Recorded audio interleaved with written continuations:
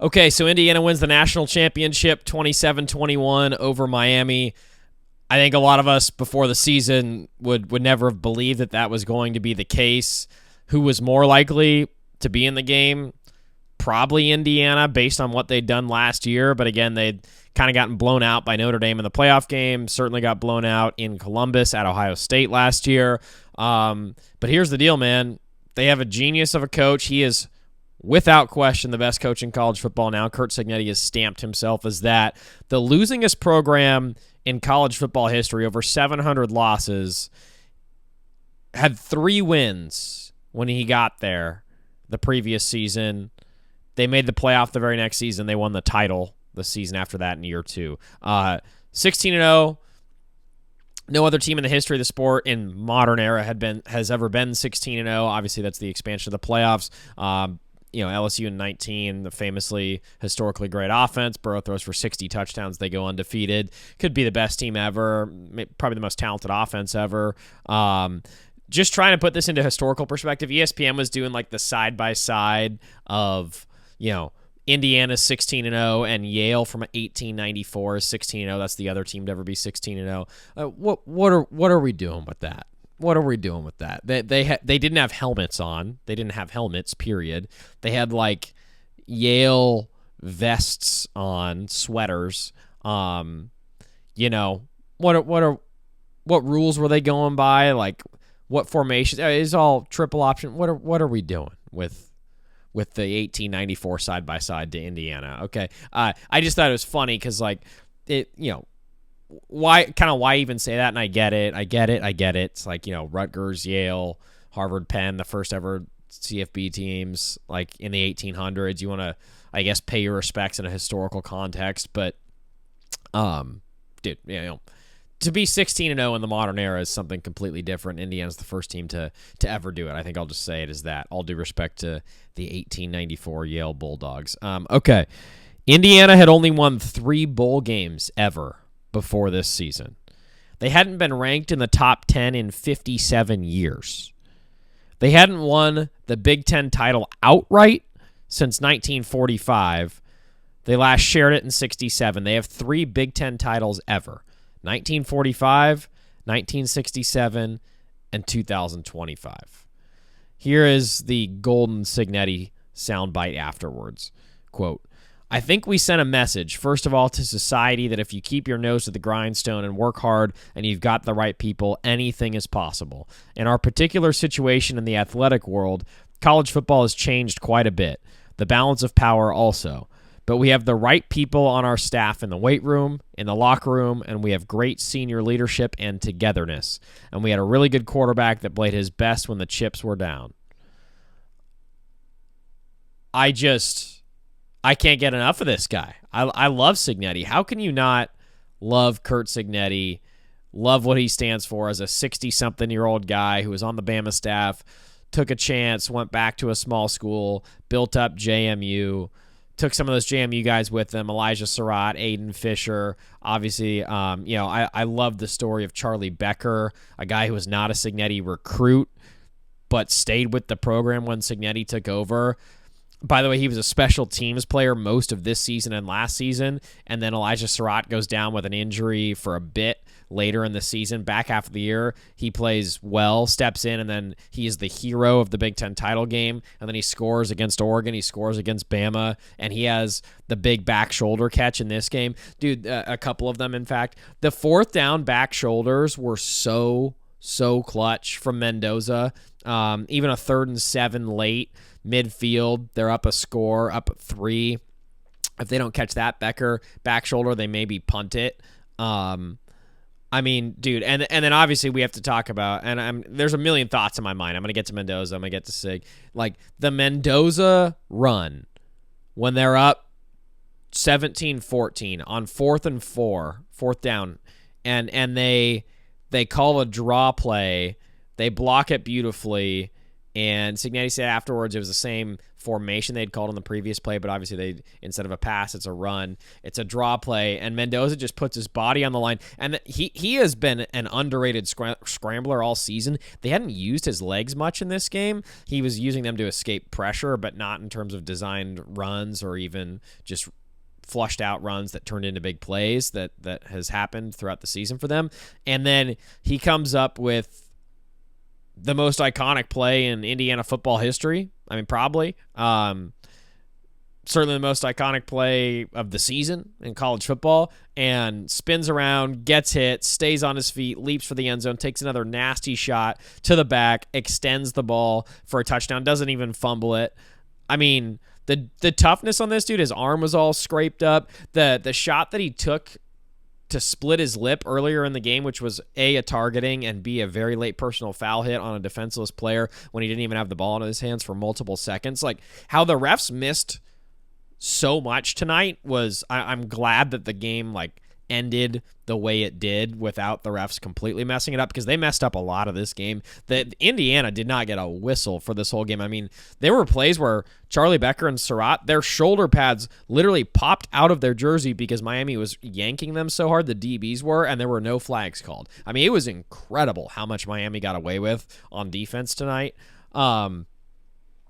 Dude, the Becker catches, those multiple fourth down conversions, the Mendoza run, those were just clutch Heisman legendary drives. Like, if Mendoza doesn't convert those fourth downs and doesn't convert that fourth down with his legs as well, they might lose the game. Like, Miami, this was a classic Cristobal game. We're going to slam the ball up the middle stubbornly, and eventually it will work. And it was ugly for the first half, but eventually it did work. And I think one thing about Indiana is I'd always been fascinated with their ability to win the line of scrimmage no matter who they play. Ohio State could not run on them in the red zone in the Big Ten title game. Oregon couldn't do anything against them. Alabama couldn't do anything on the ground against them at all. They had 23 rushing yards.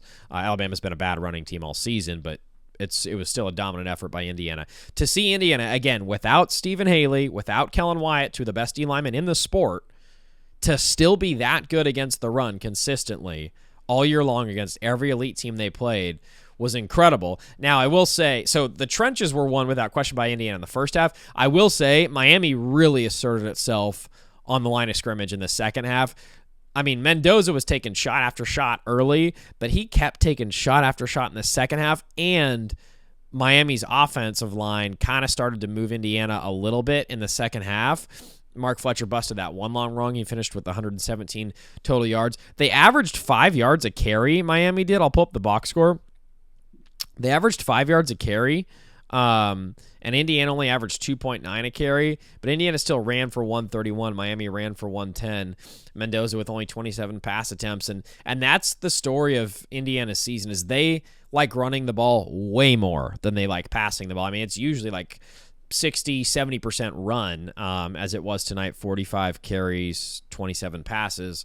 So, but Miami was kind of breaking through a bit with the line of scrimmage play, and you needed Mendoza to win it. Like in previous games, I mean, obviously Indiana blew out Oregon, blew out Alabama. You needed Mendoza to win this for you. The blocked punt for a touchdown obviously helped a lot. I want to shout that guy out. 6, Mikhail Kamara. Sorry, my thoughts are just all over the place. But Kamara, want to shout out 97, Landino. Obviously, everyone knows about Elijah Hardy, Aiden Fisher, D'Angelo Pons, Lewis Moore. Those guys are spectacular, have been all year. One other dude, Tyreek Tucker. He's been really good all year too, but I feel like he was kind of under-discussed. 95 and 6. 46 was great too, Isaiah Jones. But 95, 6, and 97 on the line of scrimmage for Indiana defensively.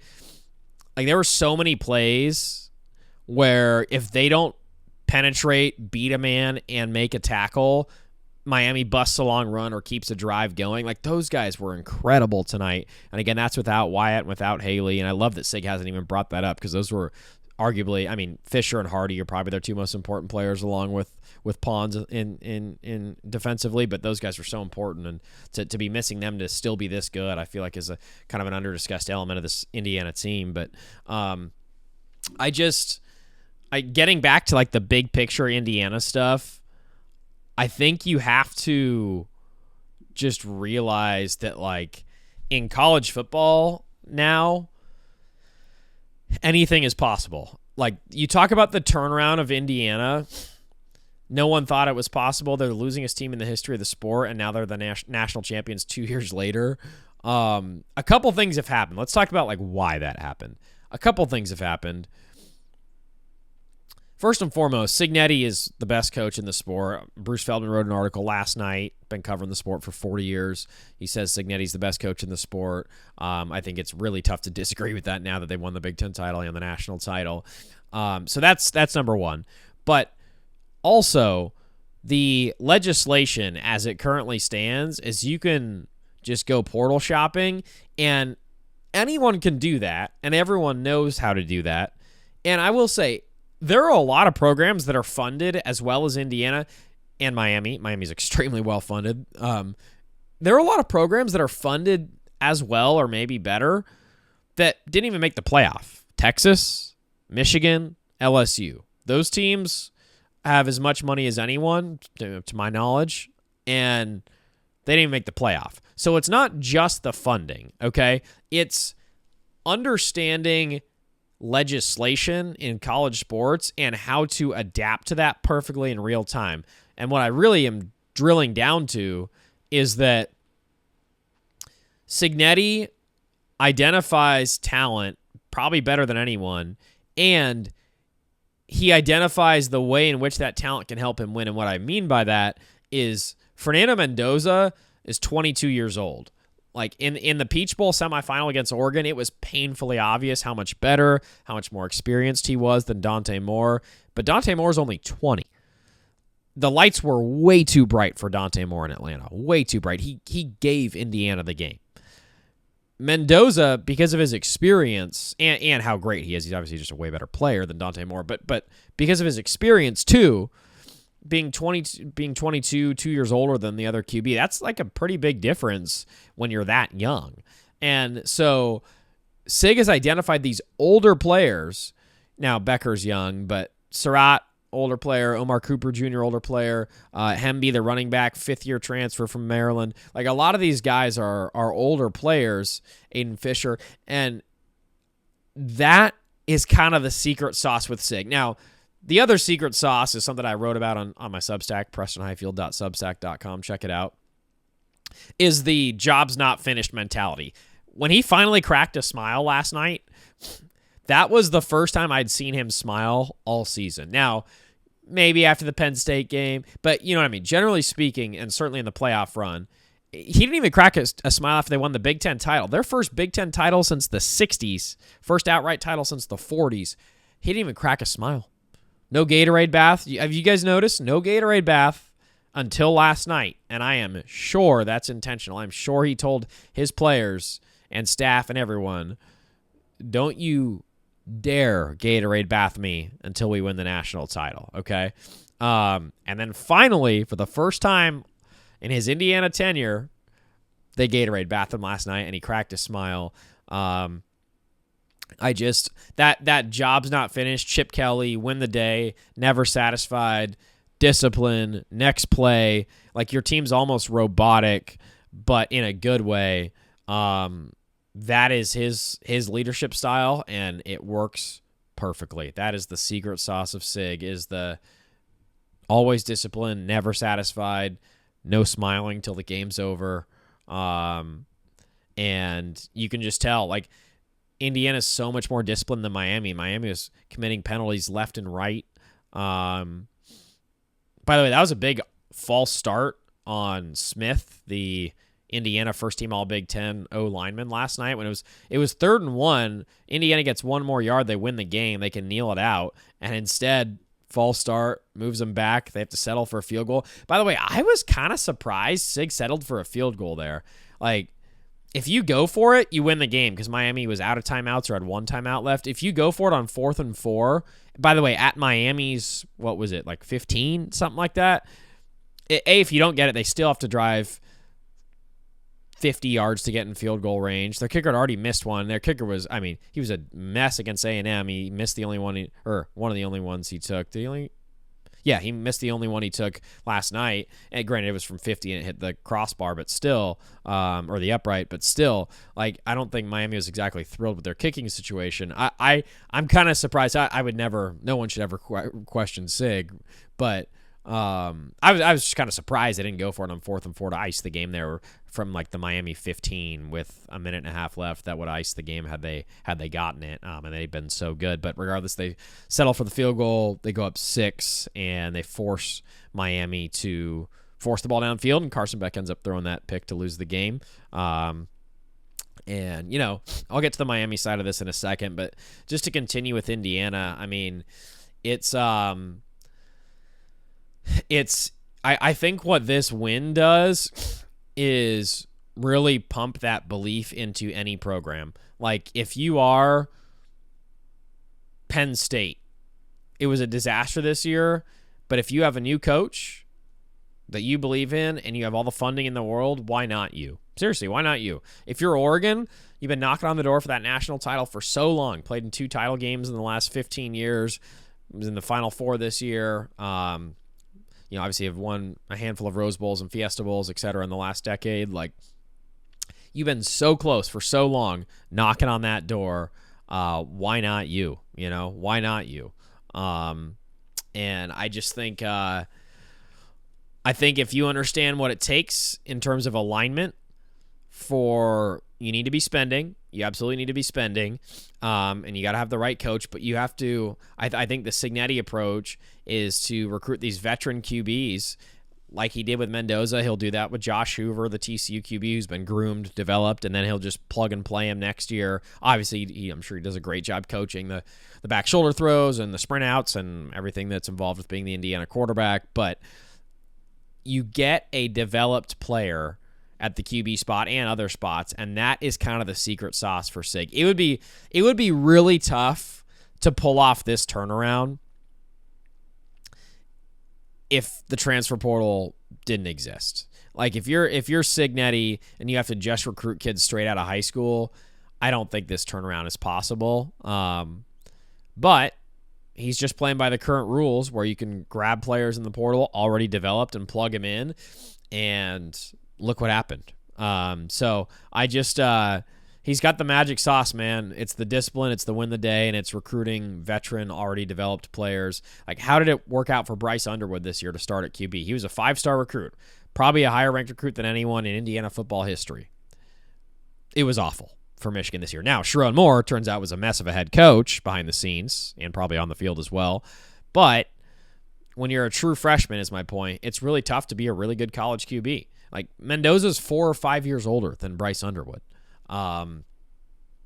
And so that's the key, man. I think that's the key moving forward. And Oregon's recognized that to their credit. They had Bo Nix, after a ton of experience at Auburn, come in, 2 great seasons, Heisman finalist, won a Fiesta Bowl, brought in Dylan Gabriel after a long time starting at Oklahoma, amazing season, Heisman finalist, Big Ten champ, undefeated in the regular season and postseason until the Rose Bowl.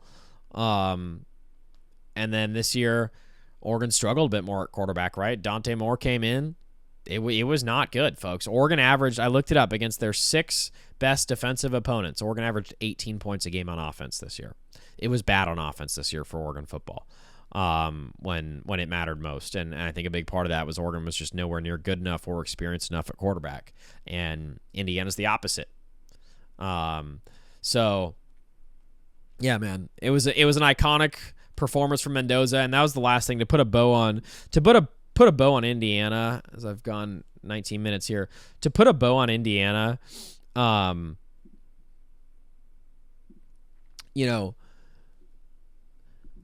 Mendoza is also the secret sauce. I want to be super clear about that. Like, he is also absolutely the secret sauce.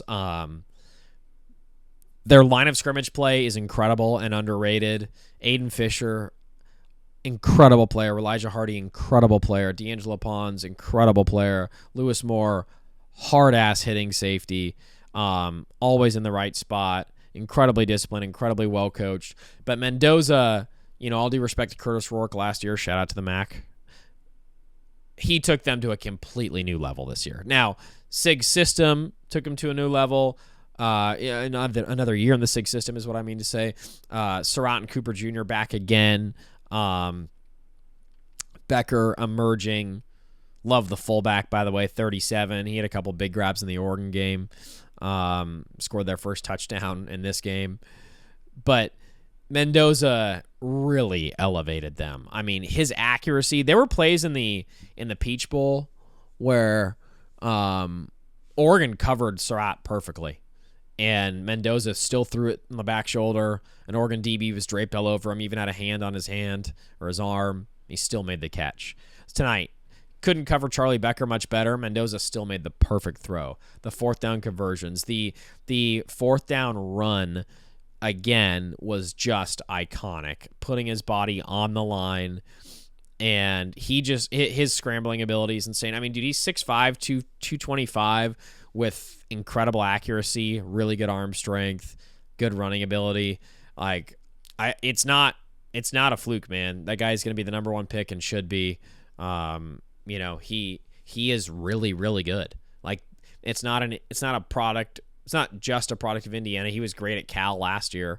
It's not just a product of Cignetti, although Cignetti's coaching, I'm sure, certainly helped. But, dude, he is great. And I just can't believe, there's that quote where Sark said, we'll probably never see a 16-0 team or an undefeated team in college football anymore. Indiana can shrug that off and say, what now? Because I think it helps sometimes to lose. Like, Miami lost twice, and I'll get to Miami next. Miami lost twice in the regular season. I think that actually helped them. I think it helps teams when they lose. Just gives them a little bit of an edge. Like, for Indiana to be this good, and I'm so glad they finished the job, man. It would have been a huge bummer had they not finished the job. Like, the greatest turnaround in sports history, and then they lose in the title game. That would have been such a bummer. But, man, and obviously full circle for Mendoza, doing it in his hometown, Miami. His mom, battling an illness. The cutaway crowd shots, ESPN, masterful job to the Mendoza family all night. Man, that was so good for college football, man. That was so good for college football.